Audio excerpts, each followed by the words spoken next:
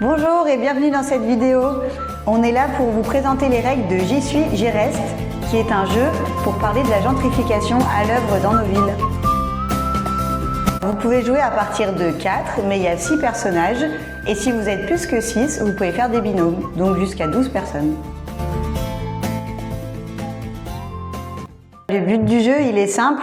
Vous êtes des habitantes d'un quartier populaire et vous devez tout faire pour rester dans votre quartier où des grands projets arrivent qui vont faire augmenter les loyers et à terme, si vous ne pouvez plus les payer, vous chassez de votre quartier. Il y a 2 phases de jeu. Une première où vous allez découvrir les habitants et habitantes du quartier populaire et l'ambiance du quartier. Et une deuxième phase où arriveront les fameux grands projets contre lesquels il faudra lutter avec des cartes actions. Je vais vous présenter la première phase pour commencer. On a besoin des cartes locataires. Chacune représente un ou une locataire du quartier populaire. Chaque locataire a un loyer à payer qui est représenté par le nombre de dés. Ils ont aussi un rôle à jouer. On en parlera plus longuement après. Vous aurez aussi besoin des cartes quartier. Elles parlent de réalités quotidiennes qui peuvent se passer dans le quartier. Certaines sont positives et peuvent faire augmenter la solidarité, d'autres au contraire la feront baisser. Le dernier matériel dont vous avez besoin, ce sont les dés. Les dés représentent les ressources financières des locataires et aussi leur énergie. Si jamais vous jouez à 6 locataires, vous recevrez 4 dés par locataire. Si vous jouez à moins de 6, vous en recevrez 5. Chaque joueur, chaque joueuse va recevoir une carte locataire et à tour de rôle va se présenter. Vous pouvez utiliser le guide des cartes dans lequel il y a une présentation plus détaillée de votre personnage. Par exemple, ici c'est Sabrina, Leila et Reyes qui sont une famille monoparentale. Ils et elles vivent en logement social. Ils vont donc recevoir une méso jaune pour le signifier et ne seront pas impactés par la hausse des loyers. Leur loyer est de 1 dé.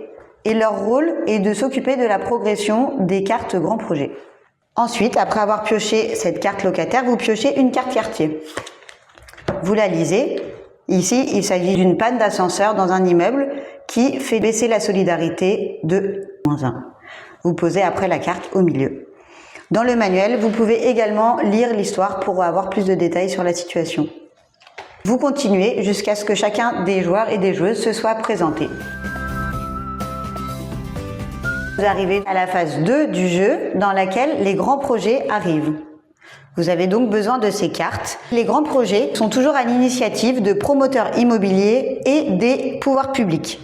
S'ils passent, ils font augmenter les loyers. Ils passent en un certain nombre de tours. Les habitants peuvent donc essayer de les bloquer ou de les freiner en faisant des actions. Chaque carte grand projet est pioché à chaque début de tour. Vous devez donc suivre dans combien de tours les grands projets vont passer s'ils n'ont pas été bloqués.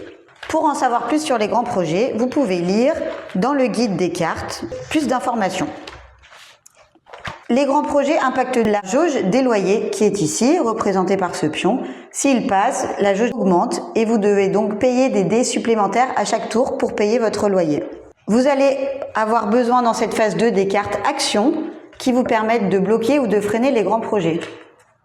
Par exemple, ici c'est l'action sabotage. Pour la réaliser, vous devez avoir besoin de 3 dés de 5. L'action est réalisée, vous gagnez un nuage que vous pouvez poser sur le grand projet que vous voulez freiner ou bloquer. Chaque tour est pris en charge par un locataire. Ce locataire peut prendre l'aide de jeu pour pouvoir voir toutes les différentes étapes à réaliser pendant un tour de jeu. Si jamais vous avez des questions sur les règles, tout est repris dans ce guide d'animation et vous avez aussi des exemples et des détails. Le mieux pour que vous vous rendiez compte de comment J'y suis, j'y reste fonctionne, c'est de faire un premier tour de jeu.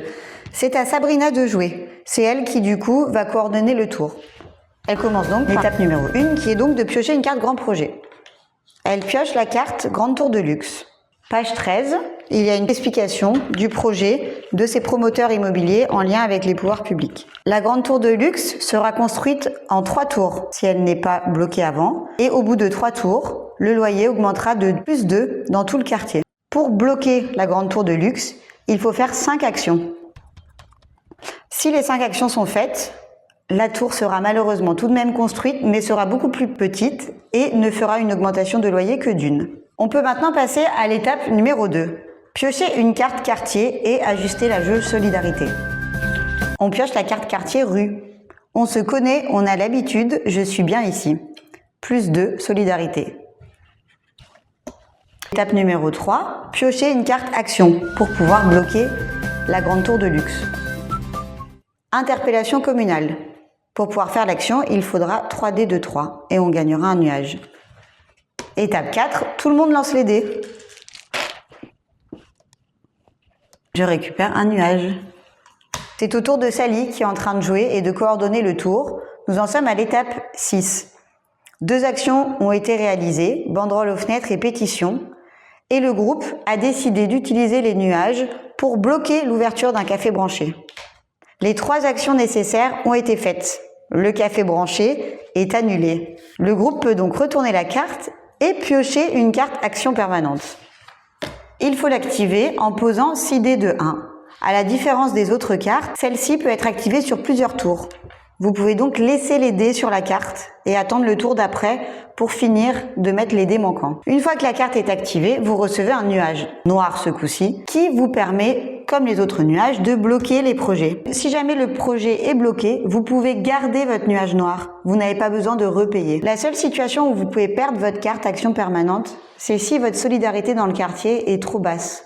Dans ce cas-là, vous perdez un nuage noir et devez recommencer à poser les 6 dés nécessaires pour activer la carte permanence logement. Nous voilà maintenant à l'étape numéro 7. Regardons la jauge solidarité. Le cœur est dans la zone verte. Si le cœur est dans la zone verte, vous pouvez piocher une carte région et commune. Nous avons donc la carte nouveau terrain de sport. Pour savoir quel scénario va être appliqué pour ce nouveau terrain de sport, il faut se reporter au manuel des cartes. Cela va se jouer au lancer de dés. Si le dé fait un 1 ou un 2, c'est le scénario rose qui s'applique. Vous apprenez que le nouveau terrain de sport sera un gymnase fermé, uniquement accessible de 8h à 17h. Ça ne répond pas du tout à vos demandes. Si les jeunes ont envie de faire du sport après l'école, ça ne sera pas possible. Si le lancer de dés fait un 3 ou un 4, aucune décision n'a finalement pu être prise. Les élus n'arrivent pas à trouver d'accord. Il n'y aura pas de terrain de sport. Enfin, si vous faites un 5 ou un 6, il y aura même 2 terrains de sport. Un en extérieur en libre accès et l'autre dans un gymnase géré par un groupe d'habitantes du quartier. Je lance donc le dé pour savoir quel est le scénario qui va s'appliquer pour le nouveau terrain de sport. 4. Il n'y aura pas de terrain de sport, les élus n'ont pas réussi à se mettre d'accord. Les cartes régions et communes, que l'on peut piocher que quand la solidarité est forte, montrent qu'un rapport de force a été établi avec la région et la commune, qui sont forcés d'écouter les revendications des habitants. Cependant, parfois, même en les écoutant, elles ne prennent pas les bonnes décisions pour le quartier et les habitants. On arrive maintenant à la phase 8. Attention, n'oubliez pas de payer vos loyers. Chaque locataire doit donc prendre les dés dont il a besoin pour payer son loyer. Il les positionne sur les cases prévues. S'il reste des dés non utilisés et qu'il y a des 6, les locataires peuvent acheter des cartes actions pour le tour d'après. Ça tombe bien, il y en a 3. Ils reçoivent 3 cartes actions. On a fait quelques tours de jeu, les projets se sont accumulés, le quartier sent la pression immobilière. Vous avez fini la partie, soit parce que vous avez vu tous les 10 grands projets, soit parce que le temps que vous aviez pour l'animation est fini. Reportez-vous dans le guide d'animation à la page 27 pour savoir si vous avez gagné ou pas la partie. C'est maintenant la fin de la vidéo. Vous avez eu les règles principales de J'y suis, j'y reste. Reportez-vous au guide d'animation. Il y a quelques petites règles spécifiques qui sont précisées dedans. Vous avez également le guide des cartes. Derrière chaque carte de jeu, il y a un témoignage, une histoire à lire. Enfin, le guide théorique. Il peut vous servir à alimenter les débats sur la gentrification, sur les quartiers populaires et ce qui s'y passe. Toutes les informations sont dans ce guide-là. J'y suis, j'y reste est disponible en ligne sur notre site internet, en prêt dans notre pédagothèque. Et si vous pensez l'utiliser régulièrement, contactez-nous pour recevoir un exemplaire.